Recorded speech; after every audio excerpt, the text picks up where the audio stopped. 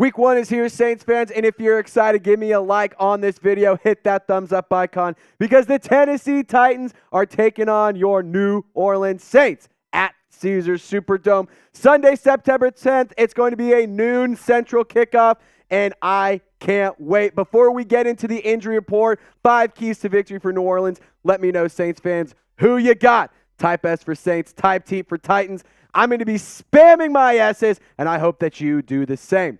So without further ado, let's get into the Saints injury report. You got 6 guys listed on here. Kendre Miller was listed as he did not participate. It had a knee issue, but we all know it's actually a hamstring issue. So he was at practice for stretches today, but left after that. Tre'Quan Smith still dealing with that groin injury, did not participate. Jimmy Graham, he was a did not participate yesterday on a rest day. He was a full participant today, as too was offensive tackle Ryan Ramczyk. Marshon Lattimore bumps up from a limited to a full participant, and JT Cray did not participate as well. And as for the Tennessee Titans, you got Will Levis, he's a full participant. Treylon Burks, knee issue, full participant. Dillon Radunz, he is a limited participant with that knee. Tre Avery, hamstring limited participant. Arden Key, he has a calf issue. He was a full participant, though. And Harold Landry with an abdomen problem. He was a limited participant. And that's just a quick, injury report for you, just so you guys can kind of get a gauge of what's going down and who to expect out there and maybe potentially to miss. But let's get into the keys to victory. And my first one is score fast and score often. Because it's Mardi Gras season, baby. Had to get the jersey out for today's show because it's time to see what all of the hype was about this offseason. New Orleans restructured what their offense is going to look like by bringing in Derek Carr. He comes over in free agency from the Las Vegas Raiders, is now the face of the Saints offense.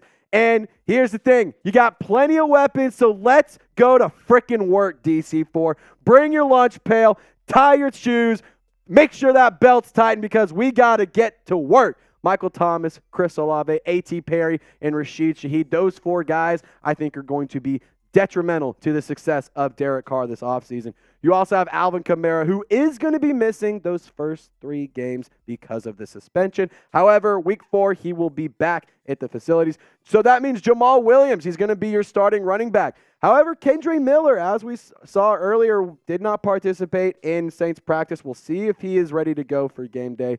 Highly unlikely that he actually does get a lot of reps. But Juwan Johnson, Foster Moreau, Derek Carr, he loves his tight ends. He had a great connection with Moreau in Las Vegas. He had a great connection with Darren Waller with his time in Las Vegas. So let's see if Juwan Johnson can step up and fill in Darren Waller's role. And Taysom Hill, he's a do-it-all. He's a flex. He's listed as a quarterback because of the Jake Haener suspension. But these offensive weapons are going to help Derek Carr to succeed. And here's the thing. You just got to be smart. Sling that freaking rock. Like, I want to see the ball just aerial. I want to see that attack be all over the air. But you have to be smart about that. If you ain't getting the deep ball, try the screen pass. If you ain't getting that, try something over the middle. Get the slants going. Get the run game involved. The Titans defense is not a joke. They have a lot of good DBs, Kevin Byard, you got Christian Fulton, you have Sean Murphy Bunting, Roger McCree. I mean, they're not a bunch of bums. They're a talented team, and Mike Vrable is going to have that team ready to go. So play tough, play smart, and get after it in the aerial attack. The next big thing, limit the frickin' penalties because, oh my God, death, taxes, Saints penalties. And as for some chat stats around the penalties for New Orleans, in the preseason alone, that's 3 games, guys. He had over 230 yards in penalties. Now, fortunately, in that preseason week 3 game, he cleaned it up, only had about 15 yards. But in 2022, he had 99 penalties for 841 yards. That ain't good. Can't let that happen. Limit the stupid mistakes because, good Lord, that's what's going to be the bane of this team's existence. And before we keep getting into some more thoughts and some more keys to victory, guys, we're crushing the sub battle, but Titans is catching up. They're catching up quick. So let's bring it home. Let's run this thing back, and let's subscribe today. Lock us in so that way we can beat the Titans in the sub battle, and so that way you can get all of your Saints news, rumors, and video content on demand 100% free. All right.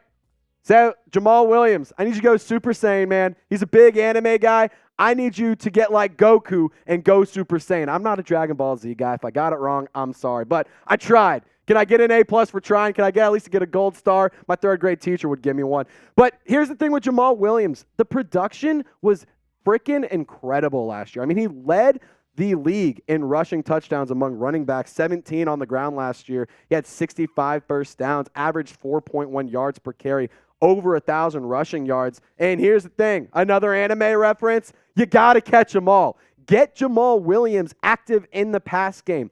Derek Carr needs to be able to utilize the pass game with the running backs in order to find the most success and to maximize the offensive drives. Obviously, Alvin Kamara not being available is going to hurt that part of the game. Kendre Miller's availability is still in question, so that's going to leave Jamal Williams to be the guy. He's worked on that throughout the entire offseason. Last year, he proved he can be a workhorse guy, a bell cow guy, and he can get it done. So I want to see Jamal Williams get involved with the passing game. I want to see him go absolutely crazy. I'd love to see him get some touchdowns, get some shakes going, get some dances going, bring the fun into New Orleans. And so, guys, get loud in the comments section. If you want Jamal Williams, the first swag Kazakage, leader of the hidden village of the Dan, type 21 in the comments section. That's his new jersey number. In case you didn't know, he was 30. Changed jersey numbers to 21. So you got the Taysom Hill, Jamal Williams, 21-7. You know, that was what they wore in college. Kind of cool at BYU. But get loud, type 21 in the comments section. All right, 2 more keys to victory, and I think this one's pretty freaking important. You got to lock down D-Hop. There's just no excuse. You have to lock him down. You do not have the opportunity to win this game if D-Hop is a massive contributor. And if you didn't know, he signed with the Titans for a 2-year, $26 million deal early in free agency. And then on top of that, Marshon Lattimore, he's going to be lined up with D-Hop. And he's been dealing with the knee injury, but he did return to practice Monday. He was a full participant in today's practice on Thursday. And in terms of the production in 2022, 64 receptions, 717 yards, 3 touchdowns, and 11.2 yards per catch. Now, if Tennessee does line D-Hop up in the slot, he's going to be matched up with Alontae Taylor, who, as y'all know, he didn't necessarily win the outside CB battle, but the Saints feel confident enough to move on from Bradley Roby and have him be one of those roster cuts to get down to 53 men. So Alontae Taylor, if you got to go up against D-Hop, you did it last year. He actually fared decently well, too. 10 of 14. Yeah, he gave up a lot of receptions, but no touchdowns. No touchdowns. In the limited snaps that D-Hop had against Alontae Taylor, it was pretty impressive. But in totality, I can't speak. I just do YouTube videos for a living, so I probably should be able to speak, but we're going to keep it moving. 104 yards, 10.3 yards per catch, and that was in Week 7 in that ugly Thursday night game. But here's my thing. I think Lattimore versus D-Hop is an incredible matchup. I mean, when you have these two players playing at their best ability, they're up there with the best among the NFL. So I'm excited to see how Marshon Lattimore bounces back from that injury-riddled season last year. D-Hop, how he transitions to a new team, a new situation. And I just want to see these two phenomenal football players go at it and give us a freaking show. And if you guys want to bet on this game, if you want to bet on Tulane football, LSU, NBA's right around the corner, you can get in on the Pelicans early. You can get in on pretty much anything. Check out BetUS. You can get started at chatsports.com/bet.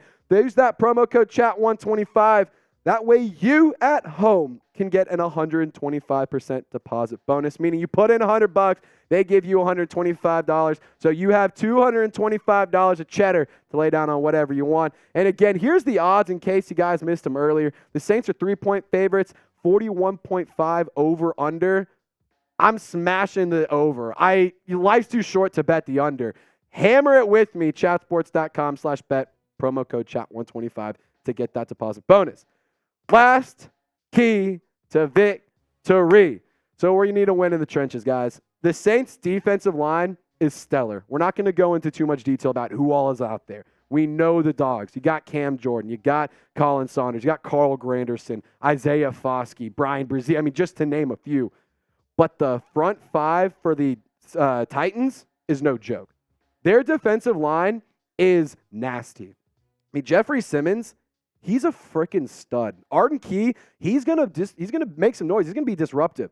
Harold Landry, he's also going to cause you some problems. I think the Saints got to take, their offensive line is going to have a very, very tough time. I mean, if you can't have Andrus Peat, if you can't have Trevor Penning, if you can't have Eric McCoy put up good days, this front five could feast.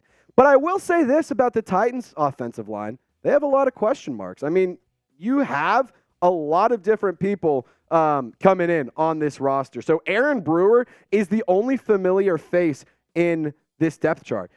So, and he did move from left guard to center, so he's in a different position. Otherwise, everyone else is new to this group. And one thing to note about Aaron Brewer, he is one of the smaller guys on the roster. So, he's got to be one of those guys who you got to, get after. Go take advantage of the size difference. Go take advantage of this offensive line group that isn't cohesive yet, that hasn't worked a ton together. Get after the quarterback, get after Ryan Tannehill, and disrupt Derrick Henry. And my final thoughts, the new era is here. Let's have some fun. Let's get back to the 2018-2019 Saints, dancing around, celebrating every big play, celebrating every little play. Get crazy. Have fun in the locker room. Smile. It's football. It's a game. It's supposed to be fun. And if the Saints can do that, I truly do believe this season will be remarkable for New Orleans. So, guys, get in the comment section before you hop on out here. Predict the score for me. Let me know in the comment section. I'm pretty curious as to what y'all got to say. I think the Saints are going to win this one. My score prediction, I'm going to say 24-17. I think it's going to be a good game, but I do think that the Titans are going to put up some points. So let me know in the comment section what your score prediction is as well. And as always, y'all stay golden. We'll catch you next time.